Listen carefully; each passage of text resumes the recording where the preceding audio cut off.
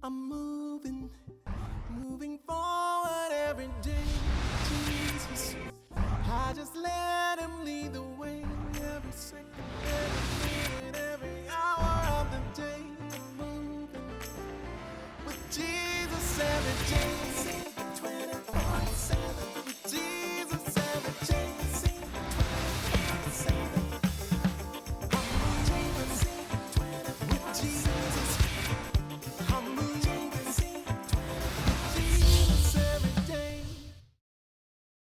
My life, my journey. Welcome again to JC 24/7. Everyone has a story to tell. And the most well-known story is, well, your story. The story of your life, your journey on this road called life. Here to tell us his story and share it with us is Dr. Oscar Ocho. Dr. Ocho, welcome. Always a pleasure to be here. Glad to have you. Glad to have you. I am. Well, you are known in many circles as Dr. Oscar Ocho. People see you around, they hear you. But today we're going to deep dive into my story. The story, yes. The Oscar Ocho that many people may not know. Yes? Yeah, and I'm very happy to do this because it's one thing to see a person but not know anything about the person. I am from Trinidad and Tobago, right? I'm the 12 to 15 children. 12 or 15? 12 to 15 children. Clearly, my mother loved making children. Wow. Grew up in a very, what we will call today, a very poor family. Okay. It was a single-parent home. My mother was a strong woman. Bless her heart, she died in 2021 at the age of 95. Wow. I'm the first of my siblings who did common entrance. Oh. Wow. Yeah. Number 12. Number 12. Number 12 was the first to do common entrance. We were, you were poor and you didn't realize you were poor because it was natural. Born poor, so that's what you know. That's what I know. At Christmas time, we didn't know about getting gifts. I mean, my mother will buy the caps for the caps gun. She couldn't afford the caps gun, so she bought the caps. Next to our house was a bridge. We got the stones, and we had a great time. I mean, that was Christmas. Yes. I didn't grow up Adventist, so therefore Christmas time, of course, you had for the only time she will bake a little ham, for us, sweet bread. Many nights, it was sugar cane. Cane? Yeah. For supper? Yeah, that was our supper.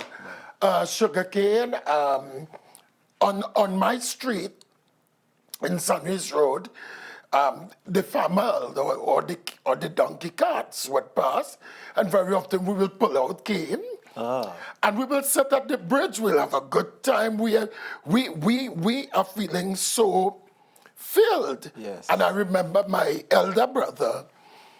We were so excited. I remember we made up a song in 1969. Okay. And we say, it's only one more month, and after January 1970, cane is weighing down the railway road. Because cane to us was part of our sustenance. Yes. We walked from where I lived in Sunrise Road, and we will go down to Tientec in Sand Village, and then we'll walk the main road, picking up bottles to sell. Okay. And what was the cost for bottles? Well, in those days, it started as a cent, and then it went up to a penny. But I was good enough to sometimes get buns and block of bread and pepper. But Bread and pepper? bread and pepper. You mean they go together? Yes, and in those days, pepper had flavor. And I could Okay. pepper. But I'm sharing this because people see me, but they really would not know my story. You know, there were many days as a child. I was grateful for the school feeding program. Wow. In those days, it was milk and biscuits. So at break time, I was always happy to go help mix the milk because Yes, after you'll all, you- I get extra. I'll get some extra milk biscuits. But I also went to school barefoot, but that was fine. Okay. It was nothing, you know. But one thing I think that really helped us through it all in not recognizing how poor we were was my mother made a statement to us very early. And she said, children, I don't have anything to offer you. All I have to offer you is ambition. So, Say that again? Ambition? yeah, that's all she had to offer us was ambition. She said, I have nothing to offer you. All I have to offer you is ambition. I mean, words that you say to children is extremely Well, powerful. that's exactly what I'm about to ask you. What Yeah. did that mean for you then? Well, for me then, I don't think it meant a whole lot. But it became significant to me only after I got baptized. Okay. At the age of 13, and we'll talk about that. We're going to come back to that in a bit. But I am one of the first group of students who went to a junior secondary school in this country. Okay. I mean, I was always a bright child in primary school. But I was so conscious that if I had put a school as my first choice outside of Pinal, my mother would not have been able to afford To send you to there. send me there. So I remember my Standard 5 teacher in Swartovid, he said, put junior sec as your first choice. All of us except one student who did not put junior sec as his first choice, we all went to junior sec. It's only once I could remember getting all my books. That was in my first semester of Form 1. Otherwise, I struggled with books because my mother couldn't afford. I remember the times in those days when government gave the $400 grant. My mother was overjoyed when that grant came because most of it went to pay back the shop for food that she had trusted to keep us going. I mean, she was a domestic worker. Okay. I mean, Jumbo Sale was where I got my clothes, and I was comfortable. I mean, to me, it was good clothes. So that, you know, I want people to understand my story. It's not the glitz and glamour that you see now. Wow. My story really started off with a journey of, and I could say from rags to comfort. Okay. Okay. So would you say, I mean, 12 of 15 children, would you say that it's the typical of what we can expect, just the imagery of being 12 in 15 children or among 15 children? Was your childhood very typical? You suffered at the hands of siblings? I mean, you had to get hand-me-downs, I imagine, in No, that well, lineup? well, they didn't have much to hand down. So hand-me-downs wasn't a big thing in our house. You went to school barefooted. Exactly. So, I mean, if somebody had something to hand me down, that would have been good. But I guess my mother always created this sense of family. She would say, don't quarrel for food. So if even midnight we were hungry, somebody will just say, anybody want dumpling? And we'll be comfortable. We'll get up, my sister, we cook the dumpling. When it's finished, dumpling finished, everybody wakes up, have their hot dumpling on oil, In those days, the cooking oil had flavor. And we go back to bed afterwards. I mean, it was a sense of don't feel because you don't have, you are less You're than less than. anybody else. I imagine. And it's something that really, really stayed with me. Yes. You know, and it has helped me That through ambition. life.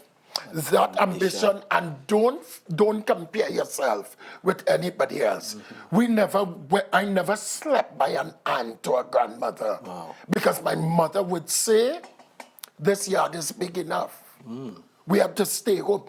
Neighbors will come, they could come and play, but we couldn't go because she made us value the little that we had, because to us that was much. Beautiful, beautiful. I mean, that's really powerful, a lesson, your mom, I mean, a mother of 15, Yeah, to say to you plainly, I don't have much to give to you but ambition. Yeah. I mean, she really handpicked something very well to pass on. Oh, and definitely. And we're going to come to that as to how that would have impacted your Yeah. life later on. Let's pick up from, you said you were the first to get baptized in the Yes. family at age 13. At age Let's 13. go there. What was that like? How did you get I mean, that was a rich experience for me. We had a crusade, Pastor Stephen Purcell, right on the grounds, right where the Penal Seventh Adventist Church is. And I was always a very outgoing, unafraid, kind, brave child. So I sang in the crusade. I mean, the first time I sang, I was so nervous. When I came down, I was actually crying. But Jesus, the preaching made Jesus so real and so personal to me. So 2 siblings and I got baptized. They fell away after a while. I got baptized in Form 1. And when they fell away, my mother, after a while, she was like, you can't go back to church. And I could never forget one Sabbath. My mother cooked soup every Saturday. And one day when I came from church, I mean, she cooked soup, it had pork in it. And I said, well, I can't eat this. I'm a Seventh Adventist. And I got a good licking. I got a good licking, and she said, eat it. Well, of course. The Lord blessed, and I ate it. And then I remember when I finished junior second, 1975, she said, you could go back to church now. And I said, which church? She said, anyone. And from 1975 to now, I have never missed church. Wow. Church to me was added a critical dimension to my journey. Okay. Because at the age 16, I was elected to be the youth leader. Okay. And I remember what that felt like. And I developed a personal mission statement from then. Okay. And I said, Oscar, do not do anything that any young person will use as an excuse for doing wrong. I mean, I had a relationship with the young people. Parents trusted me. We had very great times together. This church provided me with an opportunity to develop myself, the opportunity to stand and speak, the opportunity to counsel. I mean, and I must give credit to people like my mentors, like Brother and Sister Gittins. Both of them dead now, Brother Elton Weeks, dead, Brother Masmel Sylvester, Brother and Sister Ocho. Sister Ocho is alive today. And I mean, this Seventh Adventist Church, I owe a debt of gratitude. Wow. Because it is this church that made me, and I'll tell you something, Pastor. When I joined this church, the only long pants I had was my school pants. Well, I was about to ask you about the poverty now at 16. I mean, in church and working with young people. Yeah, but You still have nothing. I had nothing but ambition. Yeah? So when I was on the afternoon shift at Pinal Junior Sec, so when I came home Friday evening, I will try to dry clean this one pants. You could imagine the sweaty pants. Dry cleaning that pants, that green pants, and I had one shirt. For a year, I wore a purple shirt and a green pants to go to church. To church every Sabbath. That's what I had. I remember Brother Gittins, he said, Oscar, you need a pair of shoe? I said, yes, Brother Gittins. He said, I have an old pair of shoe. You think you want it? I said, I'll take that. When the thing came, it was a pair of leather shoe. I am accustomed with ragu and butter bullet. When sun is shining hot, the ragu burning you because it's rubber. Yeah, the butter bullet. You get a leather shoe that he is considering old. And To me, that was brand new. Yes. So the investment of members in the church, in my personal development, it was that very Brother Gittins who said to me, whenever you're ready to go CUC to do theology, let me know. I had everything ready to be paid for to become a pastor. But I never felt called to pastoral ministry. I wanted to do it. Okay. But the Lord didn't call me. Okay. And would that be, you're saying that's your reason you didn't go into ministry? You didn't feel called? I wanted to, but I never felt called to paid ministry. Okay. But I am so involved in pastoral ministry because pastoring is my gift. Wide. Okay. Beautiful. Yeah, so I do not feel as though I missed anything. Okay. Yeah. I want to drive home. I want you to drive home that point you made a while ago as a youth in church with one long pants and a purple shirt, and you're going to church. I mean, every Sabbath with that one pants and shirt. Your uniform. That's your church uniform. Yeah, that's fine. I mean, because if I could have a school uniform, I could have a church uniform. I mean, there are folks who, they have a wardrobe and they're able to pick out between, I mean, they might find they don't have enough, you know, but they're able to pick out between 5 or 6 outfits and, you know, mix and match them as they go, but and still feel that they don't have clothes to go to church. And many people make those kind of excuses. Right. And I think it's important for us to recognize it's not about what you have or what you don't have, but it's how much you value you. Because I went to church to meet with God. Okay. Right? But I also want people to know that while I was so involved in church, and I was really blessed and doing well, from an academic standpoint, I had a rough, gestalt moment when I did GC in 1977. Tell us about that. Pastor. What happened? I mean, I thought I was bright. I mean, I was doing well.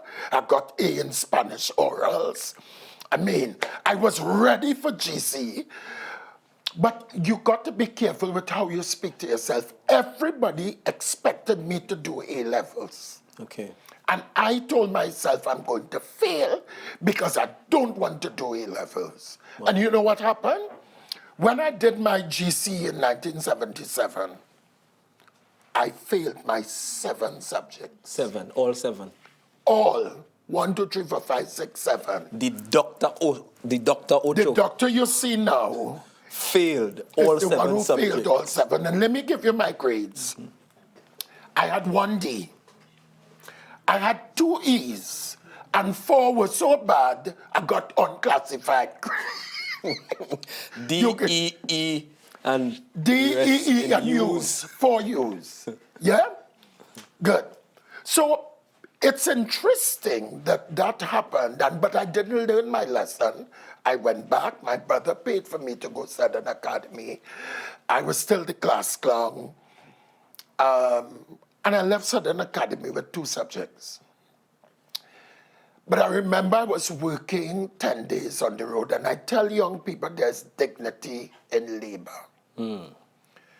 And here was I in the drain, cleaning the drain, having 6 years of secondary school. And I saw children passing, going up to my alma mater, Penal Junior Sec, Penal Holy Faith Convent, which was the secondary school, and Penal RC. And I said to myself, Oscar, this is the best thing you could do. And to me, that where my mother's thoughts came back. The ambition. Ambition. And I told myself from that day, I'm not going to end here. And Pastor, I continued studying. I worked as a messenger. I worked with Ocho. I worked with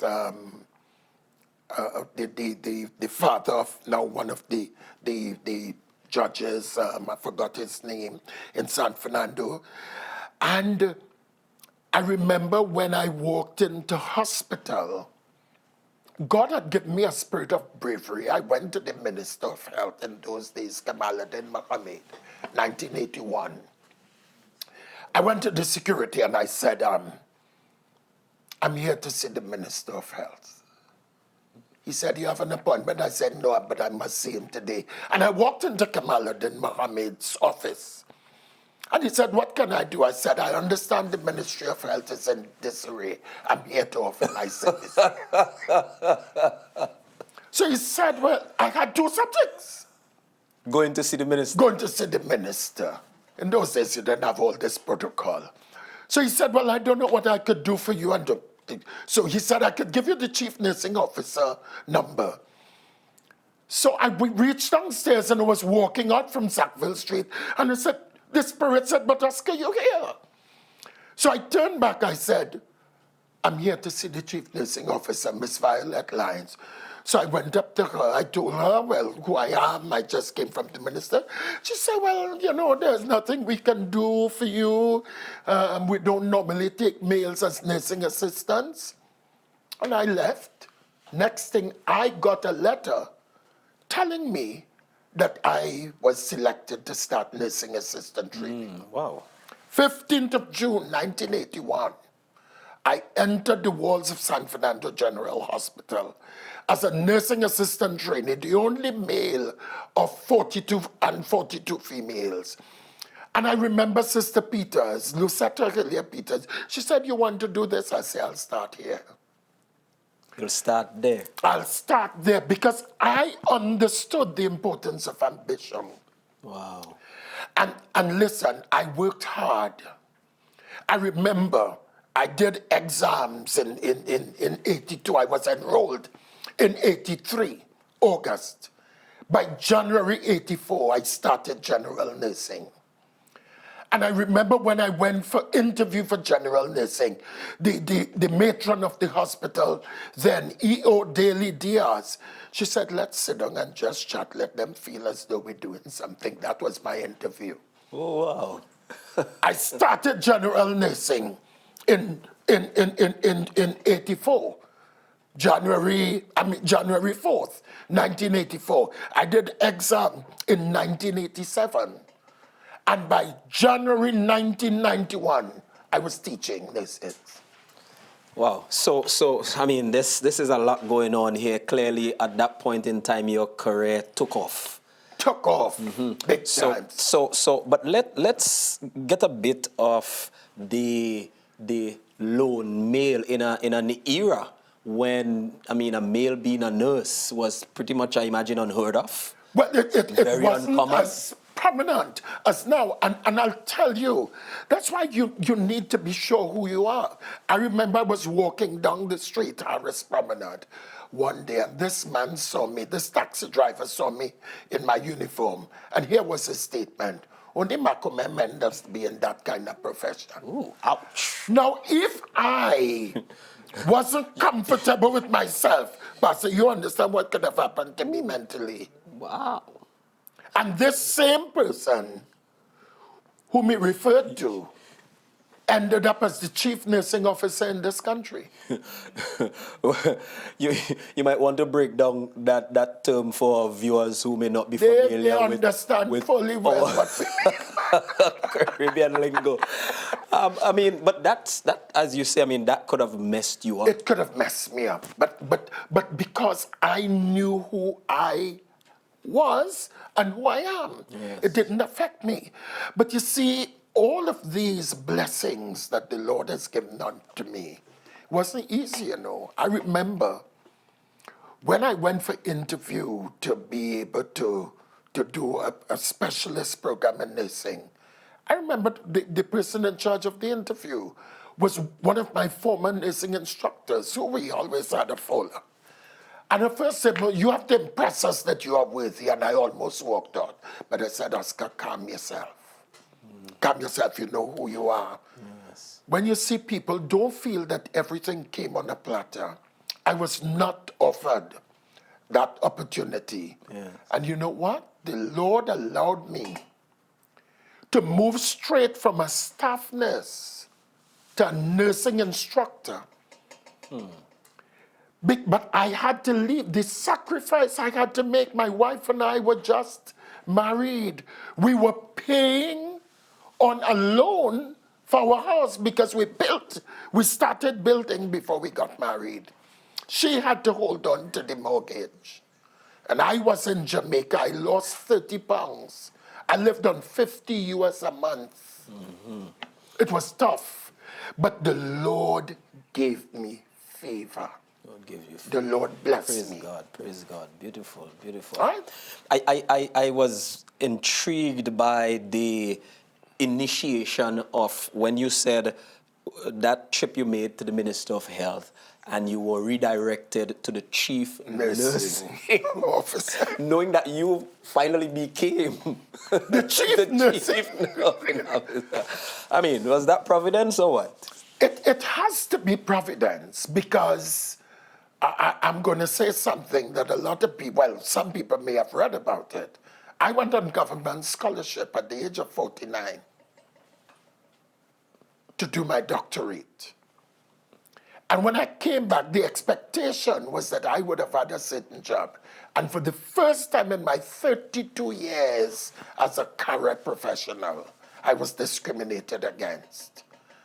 And I took the ministry to the Equal Opportunities Commission. That case is almost to the end. They have asked for a settlement now.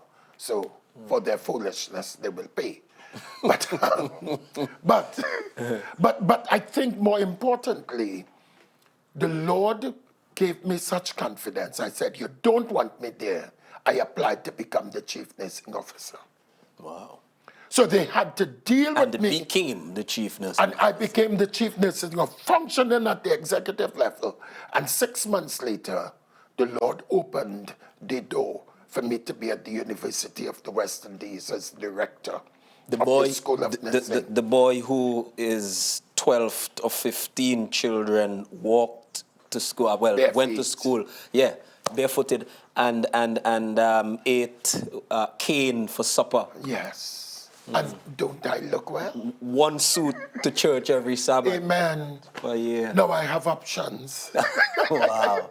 But I think the message I want people to really not forget is no matter where you've come from, when you covenant with God, there is nothing that will stop you from achieving the best.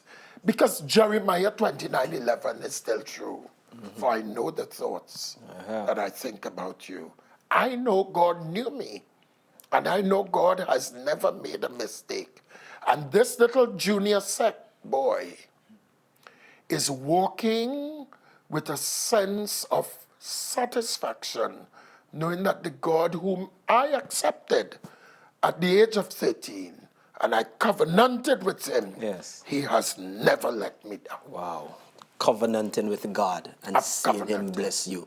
Amen. Wow, certainly this journey is far from over. We probably just tipped the ice, the iceberg. And there's much more that we can, but we're out of time. Oscar, thank you so much for sharing your journey with us and letting us in to seeing that peek behind the curtain of the glamour, as you call it, to, what brought you here, how you got to this far. And we thank God for his blessing in your life. Amen. Folks, we are delighted that God has led one of his own children the way he has led Dr. Oscar Ocho. And I'm sure you have a story as well where God's hand is evident in your life. My life, my journey. Let's all ensure that our life's journey reflect the covenant relationship with God and see his blessings leading us onward and forward in our lives. Until next time, I'm Pastor Kishford Frank, and from all of us here at JC 24/7, thank you for viewing and God bless you.